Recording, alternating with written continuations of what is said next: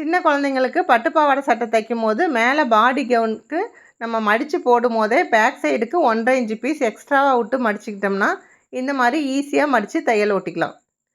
இதுக்குன்னு தனியாக நம்ம பீஸ் எதுவும் அட்டாச் பண்ண தேவையில்ல. அப்புறம் ஆம்ஹோல் வளைவு, நெக் வளைவு இது ரெண்டுக்குமே நம்ம உருட்டி அடிக்கும்போது நீட்டாக வராது பிகினர்ஸ்க்கு.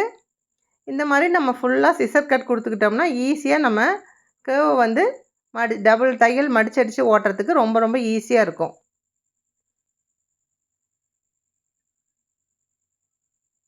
ரொம்ப மெலிசான கிளாத் கொடுத்தீங்கன்னா டபுள் கிளாத் கொடுத்து தச்சு திருப்பிக்கலாம். தச்சு திருப்பாமல் இந்த மாதிரி உருட்டி அடிக்கும்போது நீங்கள் நாட்சஸ் கொடுத்தீங்கன்னா தான் நீட்டாக வரும் தையல்.